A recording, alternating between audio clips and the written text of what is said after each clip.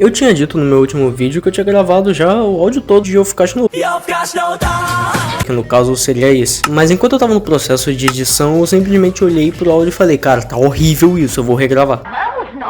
E agora cá estou eu regravando um áudio que provavelmente agora vai ficar do jeito que eu quero. E não, eu não sou perfeccionista. Bom, mesmo já estando no título, eu já revelei qual que é a temática do vídeo. Então vamos falar hoje sobre Yofukashi no Ultra, ou Call of the Night, você que escolhe. Pra você que não conhece Call of the Night, é bem simples. É sobre esse humano aqui que quer se tornar vampiro e depois de conhecer essa vampira aqui.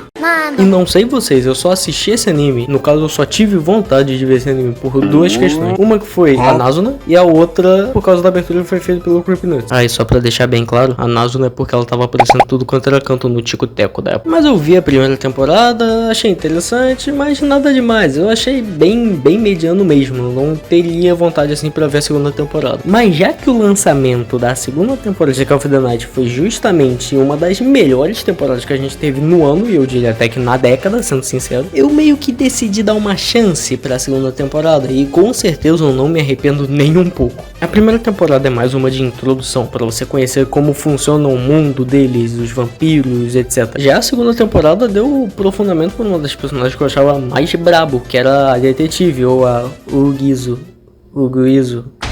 Yorguchi. Ela que simplesmente na primeira temporada foi o maior cagaço de seres sobrenaturais. Sendo sincero, outra coisa que me motivou bastante a continuar e terminar essa segunda temporada foi essa abertura. E essa segunda abertura também foi feita pelo Creepnuts. É claro que foi pelo Creepnuts. Tinham que lançar uma outra masterpiece. Mas o que acontece nessa segunda temporada é um aprofundamento muito maior, não só da detetive, mas também de todos os outros personagens. A Nazuna com o passado dela, a fraqueza dos vampiros. E isso desencadeou uma série de outros eventos consequentes. E sendo sincero, essa temporada pra mim foi tão boa, o aprofundamento e desenvolvimento de personagens foi tão bom que eu tive que ir pro mangá. Geralmente eu tenho um critério muito específico pra ir pro mangá, sendo que uma obra já tem anime. Ou é porque uma temporada não vai ser lançada futura, ou a adaptação foi simplesmente ruim / horrível. E eu não acho impossível de ter uma terceira temporada de Call of the Night, mas eu nem ferrando esperaria ela, então eu só decidi ir pro mangá. E irmão, eu não me arrependo nem um pouco. Eu separaria Call of the Night em 4 arcos, considerando os que a gente já tem no anime. O primeiro que é o introdutório, o segundo que seria da detetive, o terceiro que seria da Hoshimi Kiko e o quarto que seria só o desfecho mesmo, que sei lá, demoraria uns 20 capítulos no máximo. A adaptação em anime vai mais ou menos até o segundo arco, mas o maior de todos é o terceiro, porque o segundo vai até mais ou menos metade dos capítulos todos que nós temos, mais ou menos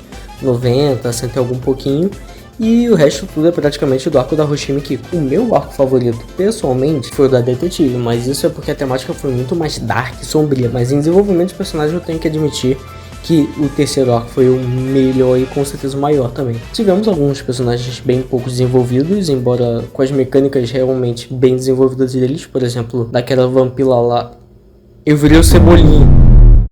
Aquela vampira lá, que basicamente o único aspecto dela interessante era que ela conseguia atravessar a parede muito bem e que ela era lutadora, só isso. Mas em compensação, a Nazuna teve desenvolvimento, a mãe dela, o Kou, a Hoshimi Kiko e o amigo dele que eu não lembro mais o nome. Esse arco eu achei meio maçante, mas ao mesmo tempo foi muito bom, porque ao mesmo tempo que tava muito chato ele só perseguindo a Hoshimi Kiko, quando acharam não aconteceu muita coisa, mas o desenvolvimento dela foi muito bom, de todos os vampiros e todo o resto também, humanos também, não dá pra eu queixar muito sobre esse arco. Se eu fosse tentar te convencer a ler o mangá, eu tentaria te convencer de acordo com a segunda temporada. Se tu quiser só tacar a primeira temporada meio que fora ou de escanteio, porque ela é mais introdução mesmo de todos os personagens, como eles são, de vampiros e etc, a primeira temporada eu não apagaria completamente porque é uma introdução boa pro anime, só que não acontece nada demais, é um monte de personagens aparecendo, tendo desenvolvimento, depois saindo e depois pouco aparecendo. O que você tem que saber obrigatoriamente da primeira temporada é: existem vampiros e para você se tornar um vampiro você tem que ter o sangue sugado por um vampiro que você ame, só isso. Sendo sincero, Call of the Night foi uma obra muito boa de se acompanhar, independente de todos os pontos negativos que eu tenha citado, só foi muito bom, foi muito prazeroso ler o mangá e eu terminei em menos de uma semana. Pra mim foi tempo recorde ler, sei lá, 100 capítulos em uma semana. Atualmente eu tô indo mais para as light novels, agora no momento eu tô lendo Makihiro Nigao Sugiru, que basicamente eu simplesmente lembrei que o anime existe, eu revi o anime e falei, ah, legal,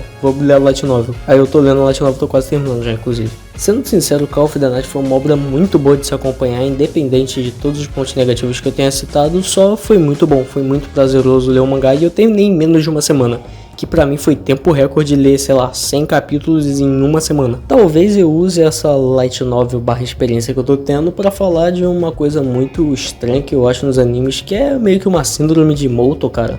Os caras têm que sempre colocar uma irmã mais nova que é apaixonada pelo protagonista, nem que seja de um jeito não romântico, é muito esquisito isso, sendo sincero.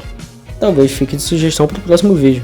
Mas enfim, muito obrigado por assistir, valeu, falou.